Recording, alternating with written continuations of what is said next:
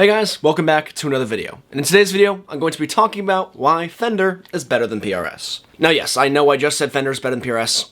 I don't actually think that. I don't actually think that either one of these brands is actually better than the other. I just think that there's certain things that each brand does better. So, if you disagree with any of my points, comment down below and let me know. And please be constructive though. Let's just talk about guitars and have a good conversation. So back into the video. The first thing that I think Fender does better than PRS is they have a Fender thing, and they stick to it. They have a certain job that they don't really stray from too much. While PRS, on the other hand, just kind of does a little bit of everything, and that's not necessarily a bad thing at all. PRSs are one of the most versatile guitars there is, and that's probably a good thing. However, I don't think it could really touch the personality and everything like that a Strat has when it comes to its tone. But with Fender and Gibson and a lot of other of those brands that aren't as well-rounded, they do their own thing and they stick to it very well. Now, I'm not trying to say that all Fenders are one-trick pony guitars, but I kind of like guitars that are one-trick ponies. If you have a guitar that can kind of do it all, I don't know, I feel like it just kind of takes away from the experience of it. I think part of the fun of guitars is having a little bit of limitations with what you can do. So I think having a guitar that does one specific job really well is better than a guitar that could do a lot more jobs fairly well. But that's just my personal opinion because I want to own a lot of guitars and I want all of my guitars to be able to do their certain thing very well. But again, that's just my personal opinion. And part of Fender having that job and sticking to it results in them having some of those recognizable guitar tones. The neck pickup on a Strat is one of the best sounds of any guitar. The same thing with the bridge pickup on a Tele. They're just so recognizable and they sound so unique. While PRS, it's a lot harder to tell. Like, whenever I listen to a song, I can tell if it's a Strat playing or if it's a Tele playing, while I can't really tell the difference if it's a PRS, or I can't tell if it's a different type of Gibson or something like that, anything with humbuckers. While with these Fender instruments, it's a lot easier to tell what it is, just from sound. They're so much more recognizable than the PRSs. Now, don't get me wrong, there's a ton of great artists that use PRS guitars and do great things with them. I just think that the tone that you can get with one of these instruments are a lot more recognizable than PRS. Another thing that I like Fender for is they have a lot more variety in their models. Part of this is probably due to the fact that they've been around for a lot longer, but there's a ton of different models with Fenders, while there's not as many with the PRS range of guitars. Not only do you have Jazzmasters, Jaguars, Strats, Teles, a bunch of acoustic guitars, you also have a lot of variety within each one of those models. There's a ton of different Strat models out right now. For example, this one is the Fender American Professional 2, but they have the Player Series, they have just so many different ranges and different models within the specific shape of guitar, while PRS doesn't have as much variety to their models. Now sure, there's still a bunch of options with the PRS range of guitars, however, Fender has a little bit more, and I like that.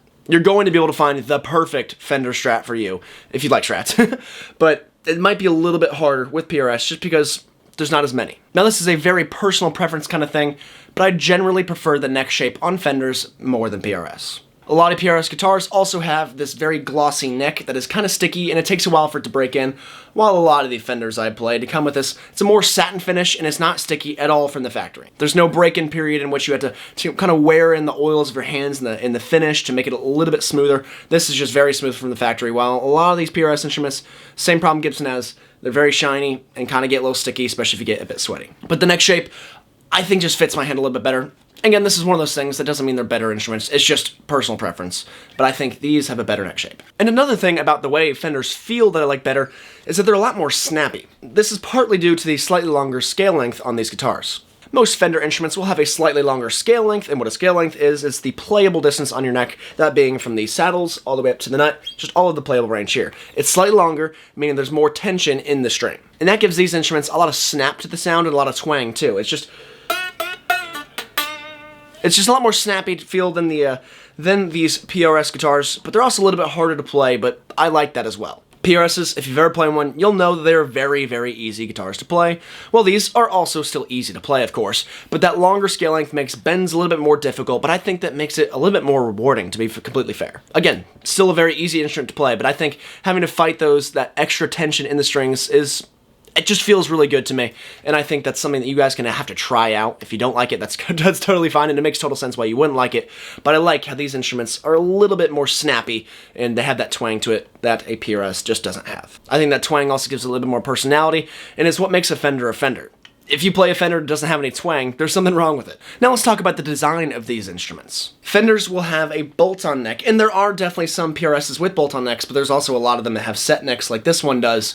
With the bolt-on neck, it allows you to have so much variety in terms of the creativity you can have with just making one of these instruments. Even though, yes, some of these PRS guitars do have bolt-on necks, you don't really have the same customization options when it comes to aftermarket support and aftermarket necks, aftermarket bodies, all the things in which you can make this guitar your own. There's a thing called parts casters, and that's where people will buy different bodies, different necks, different things like that from different Fender instruments. They throw them together, and boom, they have a completely unique guitar that no one's ever had before. Though you could technically do that with the PRS because some of them do have bolt-on necks, they just don't have that support from different bodies and necks like the Fenders do. So parts casters are really cool. It gives them a little bit more personality because if you built it, that's your guitar and no one else has it. But you can't really do that with the PRS. And I think one of Fender's best attributes, and you can tell just by looking at it, they have so much personality. There's decades and decades and decades of just history and love that goes into these instruments, and it's one of those things you can't experience with many other guitar brands. And unfortunately,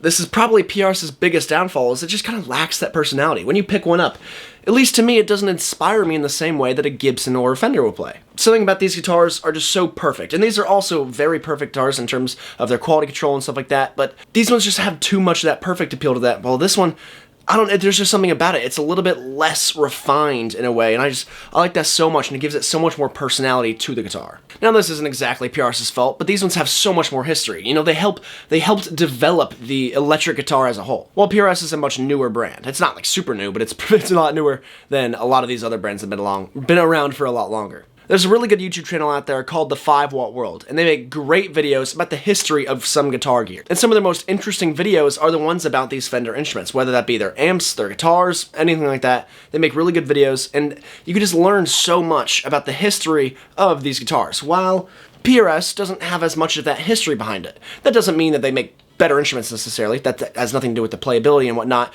but I think it's something that's really cool, knowing whenever you play a Fender instrument that you have that history behind it. Anyways, I think that just about wraps it up for this video. Check out last week's video to see why PRS is better than Fender. You can kind of see the head-to-head there. Again, I don't actually think either one of these brands are better than the other. I love both, and that's why I own both. They both do great things with their instruments, and I love both of them very dearly. But again, that's about it for this video. If you guys liked it, feel free to click like. And if you loved it and you want to see more content from me, feel free to subscribe. Thank you guys so much for watching, and I'll see you in my next video.